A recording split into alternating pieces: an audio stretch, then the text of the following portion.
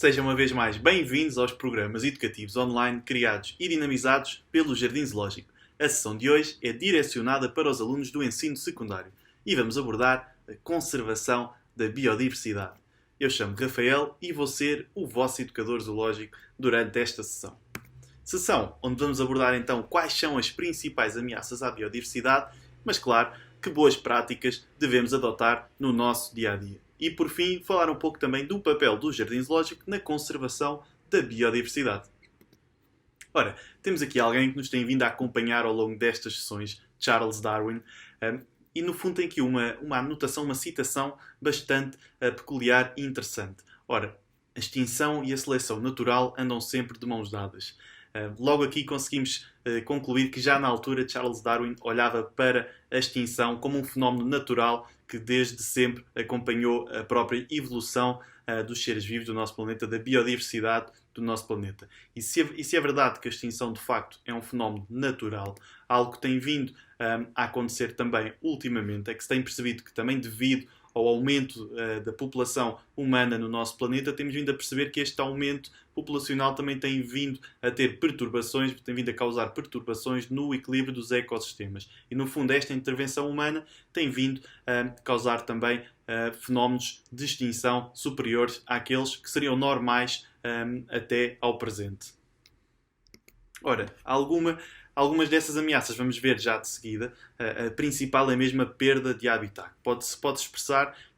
através da destruição do habitat, da fragmentação do habitat ou da própria degradação do habitat. Aqui temos um dos locais mais afetados pela destruição do habitat, a ilha de Madagascar, uma região repleta de endemismos, ou seja, espécies que só existem naquele local, como é o caso dos lémures, que estamos aqui a ver. E o que tem estado a acontecer na ilha de Madagascar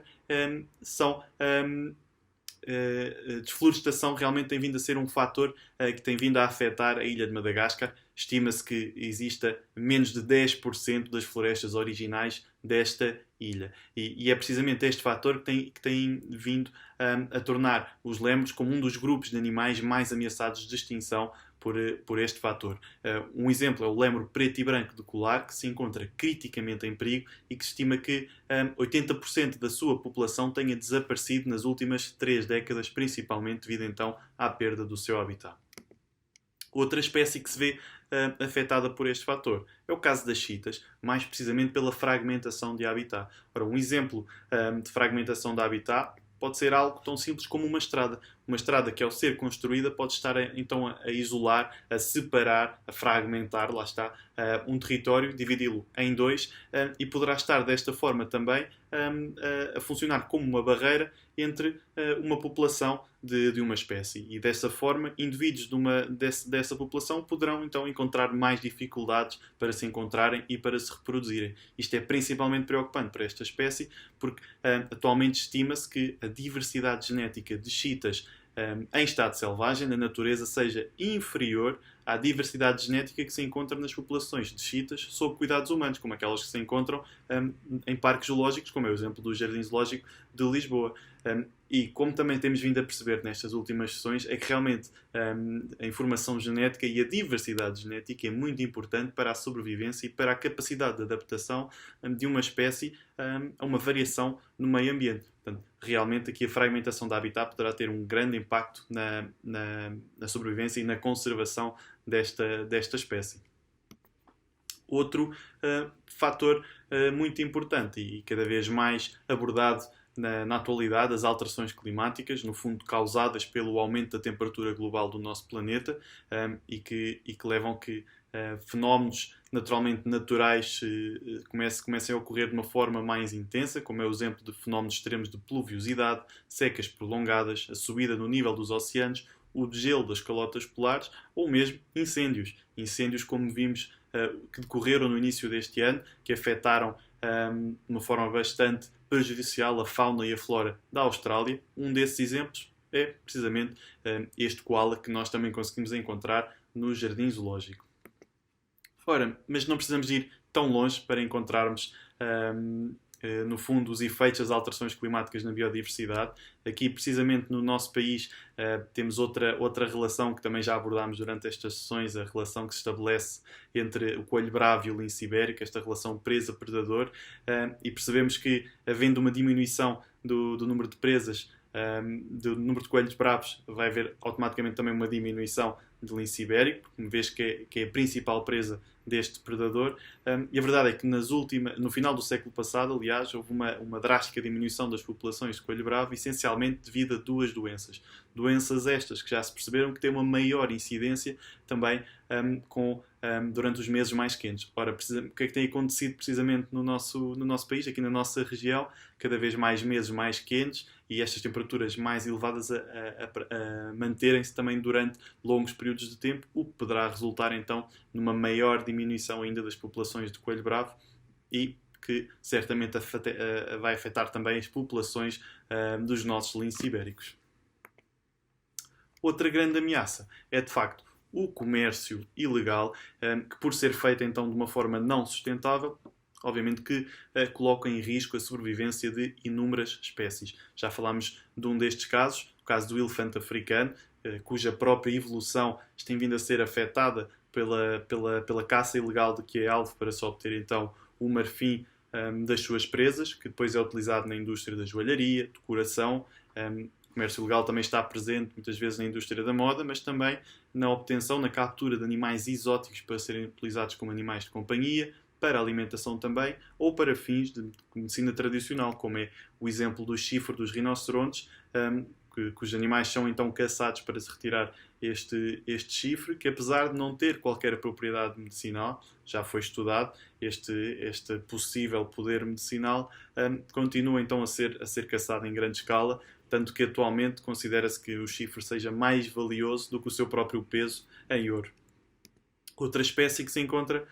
gravemente afetada por esta ameaça é o Oryx de cimitarra, apesar de se calhar ser uma espécie mais conhecida comparada com as outras que referimos anteriormente, é uma espécie que atualmente está extinta na natureza. Quer isto dizer que não a conseguimos encontrar atualmente no seu habitat natural, só em parques zoológicos, como no Jardim Zoológico, onde foi tirada esta fotografia, e estima-se que desapareceu por volta do ano de 2000, principalmente devido à caça ilegal, uma vez que desde sempre foi considerado um dos principais troféus de caça procurados então pelos caçadores que acabam por caçar esta espécie ilegalmente e que fizeram com que realmente ela desaparecesse então do seu habitat natural.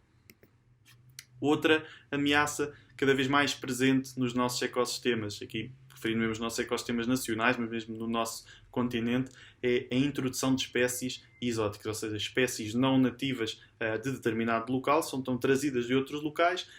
introduzidas nos ecossistemas de um novo país e, chegando a ter então impactos negativos nesse ecossistema, podemos apelidá-las de espécies invasoras, como é o caso aqui do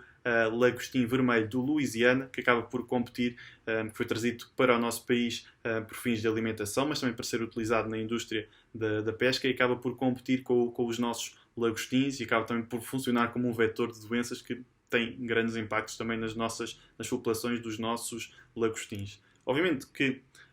tendo este impacto negativo como uma espécie, pode acabar por ser benéfico para outras espécies, como é o caso da garça noturna, ou goraz, uma espécie migratória que passa pelo nosso país, passa inclusivamente pelo Jardim Zoológico também, onde aproveitam as copas das árvores para construírem os seus ninhos, e onde, por vezes, por baixo desses ninhos, no sol, nós conseguimos encontrar partes do corpo do lagostim, dos quais a garça se alimentou e por onde os foi procurar em zonas úmidas à volta do nosso jardim para alimentar então não só a si, mas também às suas crias. Bastante curioso esta relação que apesar de esta espécie invasora prejudicar certas espécies nativas, pode acabar por beneficiar outras espécies do mesmo ecossistema. Ora, se há algo que nós podemos fazer para, no fundo, ajudar a conservar a biodiversidade no planeta, algo tão simples como mudar certas rotinas no nosso dia-a-dia, como por exemplo, ao nível da forma como nos transportamos de um local para o outro, do qual podemos fazer em curtas deslocações, fazê-lo a pé, bicicleta, ou mesmo através de transportes coletivos, como comboio, como estamos aqui a ver na imagem, mas também de autocarro, por exemplo. Podemos também, ao nível dos recursos que utilizamos, fazê-lo de uma forma mais eficiente, utilizando, por exemplo, lâmpadas LED, desligar a iluminação de uma divisão quando abandonamos a mesma, ou evitar também deixar os aparelhos eletrónicos no modo stand-by, porque apesar de estarem desligados, continuam a consumir energia. E fazer também um melhor aproveitamento de um bem tão precioso como é a água, não, como está aqui representado na imagem, não deixar a água a escorrer, realizar banhos não tão demorados, no fundo, para conseguirmos poupar o máximo de água possível. Na compra de certos alimentos também podemos e devemos apostar no que é nacional, no que é local, mas também no que é da época. Porque isto, em comparação com produtos que não sejam da época ou que sejam de outros países, inclusive de outros continentes, vai fazer com que os recursos que foram aplicados para a produção e para o transporte daquele produto até chegar às bancas onde o estamos a retirar, vai ser muito mais reduzido do que se estivéssemos então a consumir produtos que tenham vindo de outros países ou que não sejam próprios da época de quando os estamos a comprar e a consumir. Podemos também, falando de outro tipo de bens, por exemplo, no que toma ao consumo de peixe, procurar certos certificados que nos indicam que poderemos estar a fazer um consumo de peixe mais sustentável, ou seja, que não foram capturados peixes com um tamanho inferior ao que é permitido, ou que foram utilizadas técnicas de pesca que não colocaram outras espécies marinhas em perigo, como tartarugas marinhas ou mamíferos, como o caso dos golfinhos ou dos próprios leões marinhos, como aquele símbolo com o golfinho e com a palavra safe por baixo nos indiquem. Procurem estes símbolos, no fundo, estes certificados, nos produtos, nas caixas, nas embalagens, nas próprias listas de ingredientes. São sempre indicações positivas que nós podemos procurar para garantir que estamos a fazer um consumo sustentável. Para proteger as nossas florestas, também podemos procurar então aqui a certificação da Rainforest Alliance ou da FSC, que nos indicam que para a produção daquele bem foi feita então uma boa gestão, uma gestão sustentável das florestas de onde foi retirado aquele produto. Podemos também adotar os 7 R's, ou seja, para além dos 3 R's já conhecidos, reduzir, reutilizar e reciclar, podemos acrescentar aqui alguns para entrar então nesta cadeia dos 7 R's. Devemos começar por repensar os nossos hábitos de consumo, se calhar até vamos perceber que há certos objetos que nós podemos passar a recusar, que não temos assim tanta necessidade deles. Desta forma vamos até reduzir o nosso consumo de certo produto. Muitas vezes temos a tendência de que sempre que algo se estraga, tentar imediatamente arranjar uma alternativa, quando por vezes é muito fácil acabar por arranjar, reparar e poder voltar então a utilizar esse objeto. Quando isso já não é possível, podemos até optar por dar-lhe uma segunda vida, uma segunda função, e dessa forma vamos estar a reutilizá-lo em vez de estarmos a descartá-lo completamente. Quando já não é possível reutilizá-lo, aí sim entra este conceito já muito bem conhecido por todos nós, podemos optar por reciclar então esse produto. Para algo que não é possível então fazer a reciclagem, podemos reintegrá-lo, como é, por exemplo, os restos da nossa alimentação, matéria orgânica, pode ser então reaproveitada, reintegrada através da compostagem. Portanto, através dos 7 R's, acabamos por ter aqui um impacto muito positivo na conservação da nossa biodiversidade, a biodiversidade do nosso planeta. Ora, falámos aqui de um pouco do papel que podemos ter a nível individual, mas e o jardim zoológico? De que forma é que o jardim zoológico então trabalha para a conservação das espécies? Dentro do próprio jardim atua de diversas formas, essencialmente de forma com programas de reprodução de espécies ameaçadas. Estes programas que, obviamente, o seu sucesso não é atingido a trabalhar um jardim zoológico sozinho, não. É feito um trabalho em rede, em equipa, e o jardim zoológico faz parte da Associação Europeia de Zoos e Aquários, é mesmo um dos fundadores desta associação, e dentro desta associação existem estes programas de reprodução de espécies ameaçadas para garantir que é feita uma gestão meticulosa e para garantir que os zoos conseguem então manter uma população, lá está, geneticamente estável e saudável das espécies que estão sob seu cuidado. Tendo também estas espécies, todas estas espécies sob o seu cuidado. É uma excelente oportunidade também para as investigarmos, para aprendermos mais sobre elas, para aplicar este conhecimento não só nos parques zoológicos, mas também no habitat natural, onde por vezes se torna difícil localizar determinada espécie e depois conseguir então um estudo continuado das mesmas. Por fim, mas não menos importante, a educação para a conservação, que é essencial para que as pessoas possam então ficar sensibilizadas para estas temáticas, que possam ficar a conhecer não só estas maravilhosas espécies, mas também perceber o que é que lhes está a acontecer e o que é que podemos fazer para que consigamos então ajudá-las e ajudar para a sua conservação. Um desses exemplos é o do leopardo da Pérsia, que, se vos falei dos programas de reprodução, este é um dos exemplos em que o Jardim Zoológico acaba por coordenar mesmo este programa de reprodução, uma vez que teve e tem muito sucesso na reprodução desta espécie, tanto que foi o casal que habitava as instalações do jardim, um dos casais foi escolhido então para ser reintroduzido no habitat natural, para onde foram transportados em 2012. Em 2013 nasceram as suas primeiras crias e em 2016 procedeu-se também à reintrodução destas crias num regime de total liberdade na zona do Cáucaso, na Rússia, em que uma destas crias, destes leopardos foi reintroduzido, foi batizado com o nome de Vitória, devido a ter sido efetivamente uma vitória para a conservação desta magnífica espécie, e ainda hoje coordenamos o programa de reprodução desta espécie devido a todo o sucesso que temos então no seu maneio e na sua reprodução. Fora do Jardim Zoológico, também atuamos, estamos espalhados um pouco por todo o mundo, por todos os continentes. Trabalhamos de forma a apoiar não só espécies que estejam presentes no Jardim Zoológico, até espécies que também não estão presentes na nossa coleção, e este apoio pode ser feito não só de forma financeira, mas também através de apoio técnico, ou seja, recursos humanos que são enviados para o habitat para ajudarem na transmissão de conhecimentos com técnicos locais ou mesmo com a população. Com a população também é muito importante o trabalho de educação ambiental que é feito nos habitats para aproximar, no fundo, as populações a esta fantástica biodiversidade que está presente no nosso planeta. Alguns exemplos deste trabalho que é feito in situ, no habitat, portanto, é com uma espécie que ainda há pouco que vimos e que está criticamente em perigo ameaçada. O Jardim Zoológico, desde 2007, que trabalha para a conservação de uma das poucas florestas originais ainda presentes na ilha de Madagascar, a floresta de Farankaraina, e desde 2008 então que este trabalho se mantém e que o jardim, em colaboração com outro jardim zoológico, acaba por estar responsável pela gestão deste parque que foi criado e também para estar responsável pelas ações de educação ambiental com a população local. Relativamente aos rinocerontes, também temos um papel ativo na sua conservação. Por exemplo, entre os anos de 2005 e 2006, não só o nosso jardim, mas lá está, os jardins zoológicos fazem parte da tal Associação Europeia de Zoos e Aquários, uniram esforços para trabalhar em prol destas espécies.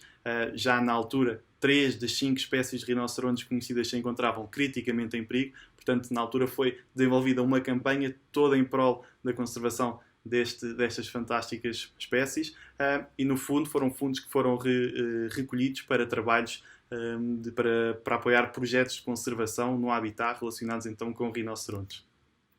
Também relativamente ao Oryx de cimitarra, desde 2007, desde antes até que o Jardim Zoológico apoia o programa de reprodução desta espécie, em 2007 foi quando se tentou fazer uma primeira reintrodução desta espécie que, relembro, que estava extinta no habitat natural, e ainda mais recentemente foram reintroduzidos novos indivíduos para tentar fazer então com que esta espécie esteja novamente presente no habitat natural, e desde então que o Jardim Zoológico tem colaborado para este programa de reprodução, mas também tem apoiado de forma financeira a apoiar os esforços que são feitos no local. Não nos podemos esquecer de que também tem de ser feito a nível nacional, a nível das nossas espécies nativas, e tenho aqui o exemplo, também já falámos do lince ibérico e da espécie invasora que referimos, do lagostim vermelho do Louisiana, e ainda muito recentemente desafiámos também as nossas escolas a nível nacional a abordar, através de várias ações, a abordar a biodiversidade local presente nas suas regiões e a trabalhar essa biodiversidade local, ou seja, de forma a aproximarem-se e a perceber a importância que essa biodiversidade tem para aqueles ecossistemas e para aquela comunidade, através de uma campanha denominada Let It Grow, de forma então a que a nossa população percebesse a importância da nossa biodiversidade local. Isto é muito importante porque, no fundo, tal como diz esta primatóloga bastante conhecida, Jane Goodall, que dedicou grande parte da sua vida a estudar chimpanzés no seu habitat natural, no fundo, as nossas ações fazem a diferença, fazem mesmo toda a diferença. Nós só temos de decidir que tipo de diferença é que queremos fazer. Portanto, nós vamos sempre ter um impacto no nosso planeta, na nossa biodiversidade. Temos mesmo de decidir se queremos ter um impacto positivo ou negativo. Eu espero que esta sessão tenha sido esclarecedora. Eu acho que vocês não vão querer perder a próxima, onde vamos fazer uma visita guiada virtual pelo Jardim Zoológico. Convido-vos já a apontarem na vossa agenda para não se esquecerem. No entanto, se tiverem ficado com alguma questão sobre estes temas, já sabem, podem sempre enviar um e-mail para pedagogica@zoo.pt ou consultar o nosso site www.zoo.pt, onde tem imensa informação, onde poderão esclarecer algumas das vossas dúvidas. Não se esqueçam de passar também pelo separador do Zoo em Casa, onde tem imensos recursos educativos para consolidar, para completar a vossa aprendizagem em casa, mas também eventualmente na escola. Muito obrigado e até à próxima.